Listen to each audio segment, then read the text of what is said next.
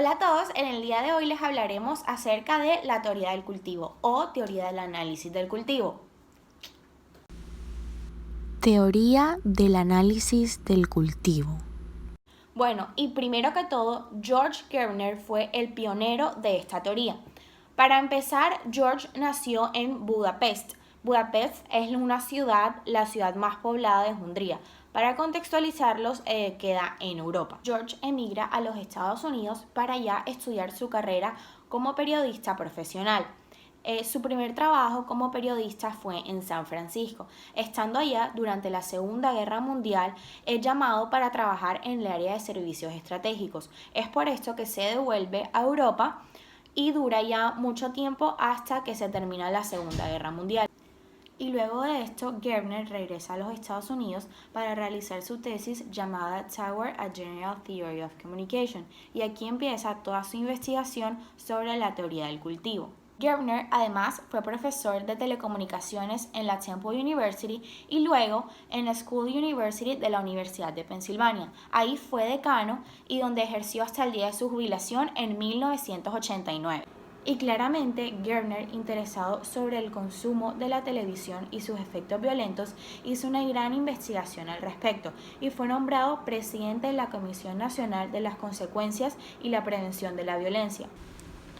Más detalles sobre la teoría del cultivo. La televisión, fuente de la mayoría de las imágenes y los mensajes más compartidos en la historia, es la corriente principal del ambiente simbólico común en que los niños de nuestra sociedad crecen y en el que vivimos. Sin embargo, aunque nuevas formas de comunicación parecen surgir cada semana, el ritual masivo de la televisión continúa, así como sus consecuencias cada vez a nivel más globalizadas. Debido a esta situación, en los años 60, George Gardner, de la Universidad de Pensilvania, desarrolló un proyecto que denominó Indicadores Culturales. Este proyecto estaba diseñado para estudiar y entender las políticas y los programas de la televisión. Posteriormente, George desarrolló la teoría de los efectos de los medios, a la cual denominó la teoría del cultivo, cuyo propósito era ayudar a entender las consecuencias de crecer y vivir en un ambiente cultural dominado por la televisión.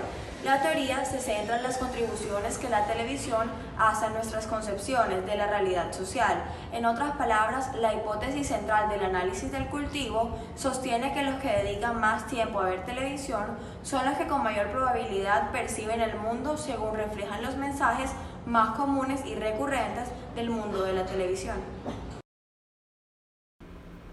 Antecedentes de la teoría del cultivo. El proyecto Indicadores Culturales comenzó en 1969 con una investigación sobre la violencia en la televisión para una comisión presencial, la Comisión Eisenhower. Había una explosión del crimen y de violencia en la sociedad norteamericana. Dicha comisión pasó casi un año en investigación. La única investigación nueva fue la de George Gardner, la cual realizó un estudio sistemático sobre la violencia en la televisión. La teoría del cultivo tiene tres presupuestos. La televisión es fundamental y esencialmente diferente a otros medios de comunicación. A causa de su accesibilidad y disponibilidad, la televisión se ha convertido en el brazo cultural de nuestra sociedad. Gross, Morgan y Signorelli argumentaron que mientras que la religión o la educación habían sido previamente mayor influencia sobre las tendencias sociales, ahora la televisión es la fuente de las imágenes y los mensajes más ampliamente compartidos en la historia. La televisión cultiva desde la infancia las mismas predisposiciones y preferencias que solían ser adquiridas de otras fuentes primarias. El patrón repetitivo de mensajes e imágenes producidas en serie de la televisión constituyen la corriente principal de un entorno simbólico común. Debido a su accesibilidad y disponibilidad de las masas, la televisión se ha convertido en el brazo cultural central de nuestra sociedad. 2. La televisión conforma la manera en la que nuestra sociedad piensa y relata.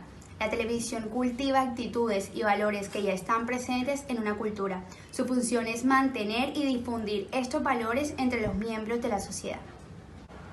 Gardner y Gross escriben que la sustancia de la conciencia cultivada por televisión no son las actitudes y opiniones tanto específicas como supuestos más básicos sobre los hechos de la vida y las formas del juicio en que se basan las conclusiones.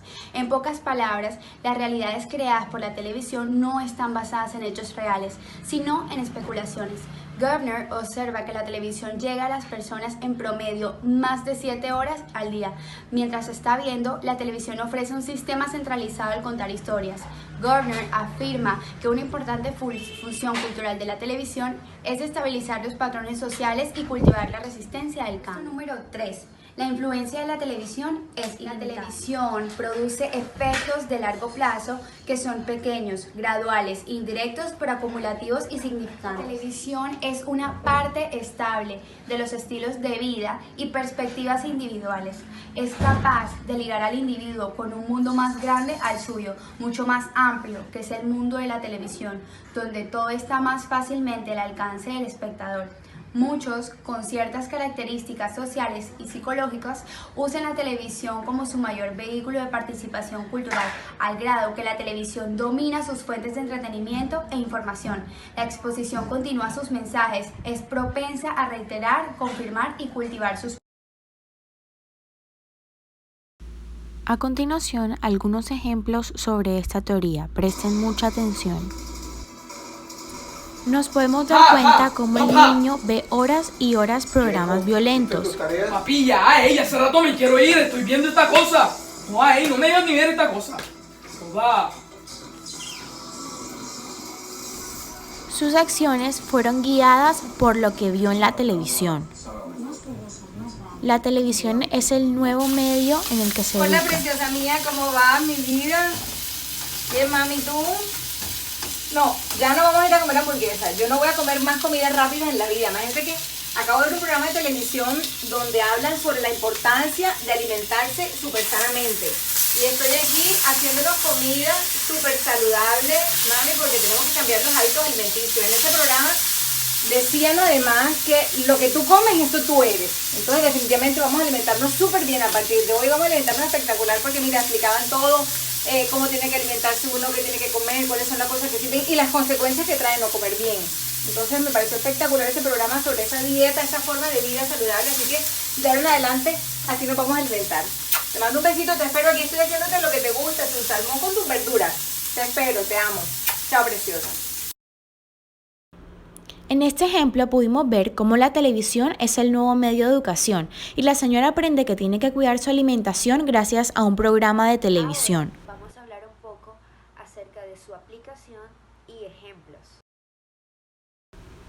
Ahora veremos un video sobre el pato Donald. Ahora yo les voy a hablar sobre las críticas de esta teoría. La mayoría de los estudios coinciden en una crítica principal: la sobresimplificación. Lo que esto quiere decir es que para George, la televisión es el único medio por el cual el ser humano se ve influenciado y no toma en cuenta la complejidad de la naturaleza humana y las relaciones que afectan la vida de las personas. Esta teoría, al enfocarse completamente en la influencia televisiva en el individuo, deja de lado variables altamente influyentes en su consumo televisivo como edad, sexo, educación y posición socioeconómica. Por ejemplo, para George no existe la posibilidad de razonamiento o crítica ante un contenido violento que una persona está consumiendo de la televisión. Dicha persona, según George, no cuestionará ni tratará de validar lo que ha visto, simplemente lo creerá y lo aceptará como su realidad vigente.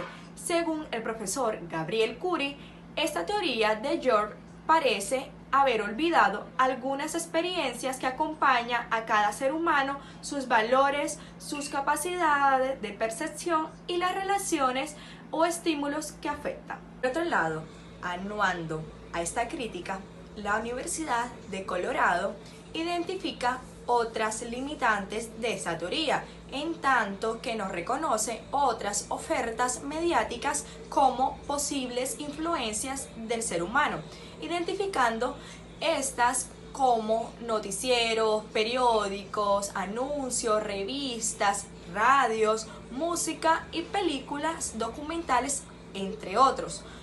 Otra crítica que se le hace a esta teoría de cultivo es que esta únicamente se concentra en el tiempo de exposición a la televisión y no permite distinguir las diversas maneras en las que los consumidores interpretan la realidad televisiva.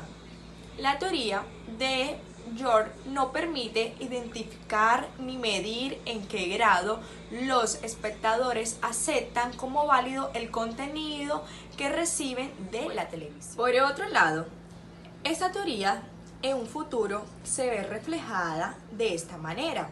A pesar de que esta teoría fue formulada hace ya varios años, sigue encontrando espacio en los estudios de recepción, pues a pesar de que hoy en día hay más ofertas de medios, la televisión aún domina el flujo de información y el contenido que pasa por nuestros ojos. Actualmente, esta propuesta teórica busca reformularse para las nuevas ofertas mediáticas, principalmente en medios digitales como lo son el Internet, YouTube, Twitter, Facebook, videojuegos, etc. El futuro de la teoría del cultivo, así como el de otras teorías, están en el desarrollo de las instituciones mediáticas, así como la de tecnologías. Ahora les voy a hablar sobre los efectos de la televisión. Se dividen en dos: incorporación y resonancia. Incorporación ocurre cuando las representaciones del mundo mostradas en la televisión se interponen a las ideas sobre el mundo y otras fuentes de información. La resonancia es cuando las experiencias del espectador son congruentes con el contenido de violencia que hay en la televisión. El mensaje de la televisión tiene una doble dosis para estos espectadores, lo que incrementa el efecto del cultivo. Además, les voy a mostrar la televisión como flujo y como punto de análisis. La televisión como flujo busca que la televisión atrape al espectador por mucho más tiempo. Segundo, vivir con la televisión implica exposición a patrones consistentes, imágenes coherentes, concepciones de la realidad que son comunes para audiencias muy distintas.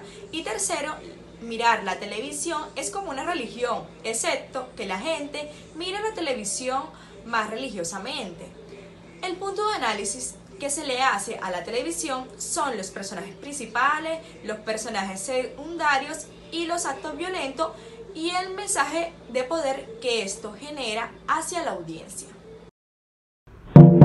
Ahora haremos una actividad en clase. Consiste en